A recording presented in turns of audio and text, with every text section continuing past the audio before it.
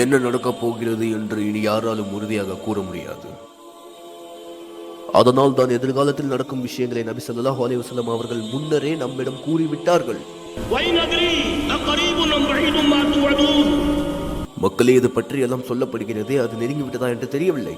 அது எப்போ வேணாலும் நிகழ்ந்து விடலாம்.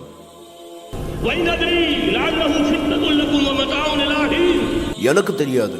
அல்லாஹ் இன்னும் நேரத்தை அதிகப்படுத்தலாம், அல்லது அல்லாஹ் நாடிய நேரத்தில் அவன் அதை செயல்படுத்தலாம், அல்லது அது இன்றே கூட நடந்து விடலாம். வாய்ப்புள்ளது. நானும் இதையெல்லாம் தானாக சொல்லவில்லை. ஆனால் 2 வாய்ப்புகள் உள்ளது. அந்த 2இல் முதல் வாய்ப்பு என்ன? இன்னும் இஸ்லாமிய உலகத்திற்கு ஒரு சாலிட் பிளாக் உள்ளது. அது யூதர்களின் வேர்ல்ட் ஆர்டர் கண்களில் குத்தி கொண்டிருக்கிறது. கொஞ்சம் கொஞ்சமாக அந்த சாலிட் பிளாக்கை உடைப்பதுதான் அவர்களுடைய முக்கியமான திட்டம். அந்த சாலிட் பிளாக் எது? ஈரான், ஆப்கானிஸ்தான், பாகிஸ்தான் மற்றும் ரஷ்ய துர்கிஸ்தானில் இருந்து விடுதலை பெற்ற நாடுகள். இது ஒரு சாலிட் பிளாக். அவர்கள் அஜமி முஸ்லிம்கள், அரபுகள் அல்ல. சரியா? இந்த அரபுகளுக்கு அல்லாஹ் ஏராளமான சிறப்பை கொடுத்திருந்தான். அந்த இனத்திலிருந்து தான் முஹம்மது ஸல்லல்லாஹு அலைஹி வஸல்லம் வந்தார். இந்த உயர்ந்த அந்தஸ்தை அல்லாஹ் கொடுத்தான். ஆனால் ஒரு எச்சரிக்கையும் சூரா முஹம்மதில் கொடுக்கப்பட்டுள்ளது. உங்களுக்கு தரப்பட்ட மிஷனை விட்டு நீங்கள் பின்வாங்கினால் உங்களை விட்டு வேறொரு சமுதாயத்தை கொண்டு வருவோம். இதை அல்லாஹ் 13 நூற்றாண்டில் செய்து விட்டார். கிபி 1658 பக்தாத் கையை விட்டு போன பிறகு அரபுகளிடமிருந்து இஸ்லாமிய இமாமத் பறிக்கப்பட்டது. இழந்து விட்டார்கள். பிறகு தலைமை பொறுப்பு துருக்கியரிடம் சென்றது. இந்தியாவில் தைமூரி துர்க், ஈரானில் சஃபவி துர்க், மிடில் ஈஸ்டில் செல்ஜூக் துர்க். உஸ்மானிய துர்க்கை புகழ வார்த்தை இல்லை.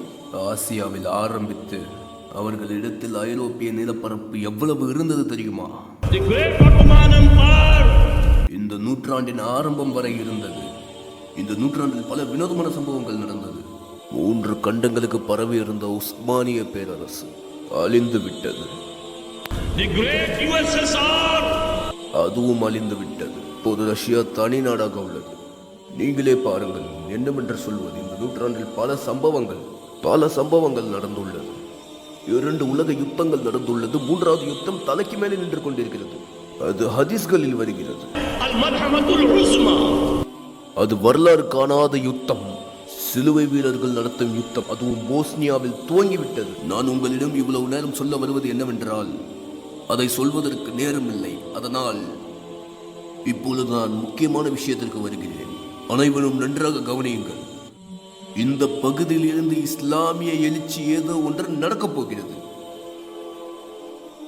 இதை உறுதிப்படுத்தக்கூடிய முன் அறிவிப்புகள் ஹதீஸ்களில் உள்ளது. இக்பாலின் கவிதையை கேள்விப்பட்டிருப்பீர்கள். மீரே அரப் கோ ஆயி ठंडी हवा जहां से मेरा वतन वही है मेरा वतन वही. ஹதீஸில் வருகிறது, يخرج ناس من المشرق يؤدون للمهدي يعني سلطانه. கிழக்கிலிருந்து படைகள் கிளம்பி மஹ்தியின் ஆட்சியை நிலைநிறுத்துவார்கள். அவர் ஃபாத்திமாவின் வம்சத்தை சேர்ந்தவர் ரலியல்லாஹு அன்ஹா. அரபு உலகில் இருந்து எழுந்து வந்து வழிகேடர்களுக்கு எதிராக போராடுவார், ஜிஹாத் புரிவார் அல்லாவின் பாதையில். அவருக்கு 2 இடங்களில் இருந்து உதவி வரும்.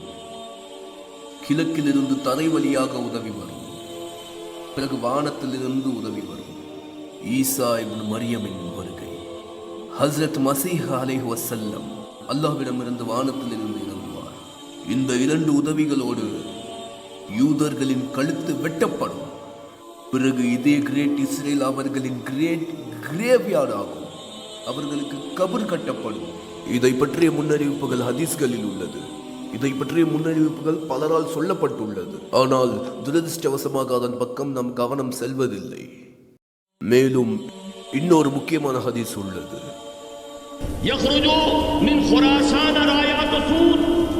இது திர்மிதியில் வரும் ஹதீஸ் ஆகும். இது நன்றாக கவனிங்கள்.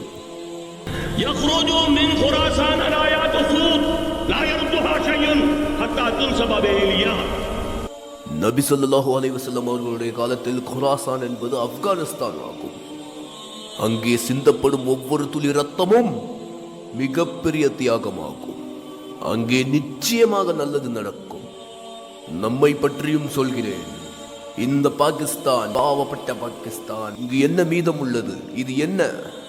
மௌலானா மிகவும் அழகாக சொன்னார். இது 113 இல்லை, இது இஸ்லாம் ஆகும். இங்கு இது பாகிஸ்தான் இல்லை. 4 நூற்றாண்டு போராட்டத்தின் பரிசு. இதை கவனித்துள்ளீர்களா? நபித்துவம் நிறைவு பெற்ற பிறகு உயர்ந்த அந்தஸ்து எது? முஜத்திதீன். அபுதாவுதில் வரும் ஹதீஸ்.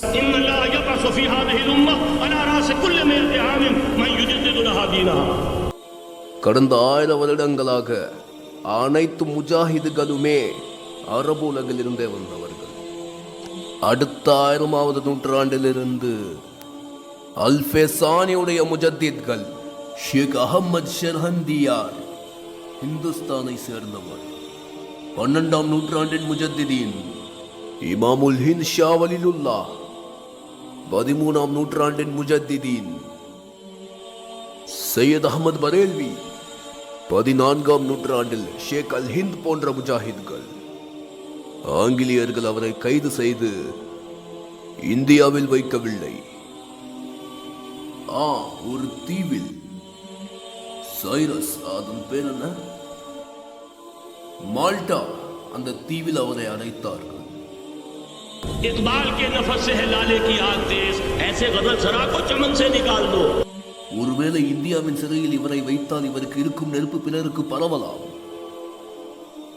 அதே அந்த 14ஆம் நூற்றாண்டில் இக்பால் போன்ற ஒரு ஆலிம், அதே 14ஆம் நூற்றாண்டில் மௌதூதி போன்ற அறிஞர், அதே 14ஆம் நூற்றாண்டில் மௌலானா இலியாஸ் போன்ற ஆசிரியர் ரஹ்மத்துல்லா. இவை அனைத்தும் ஏன் இங்கே நடக்கிறது? பல இஸ்லாமிய நாடுகள் துண்டாக்கப்பட்டது.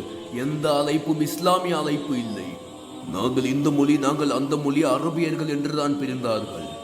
ஆனால் இந்த நாடு மட்டும்தான் லா இலாஹா இல்லல்லாஹ் என்று பிரிந்தது. இந்த நாட்டில் மட்டும்தான் ஹாக்கிமியத் அல்லாஹ்வுடையது என்று சொல்லப்பட்டது. இந்த அனைத்தையும் யோசியுங்கள். நபி ஸல்லல்லாஹு அலைஹி வஸல்லம் அவர்களுடைய முன்னறிவிப்பையும் பாருங்கள். இந்த பகுதியில் இஸ்லாமிய எழுச்சிக்காக ஏதோ நடக்கப் போகிறது.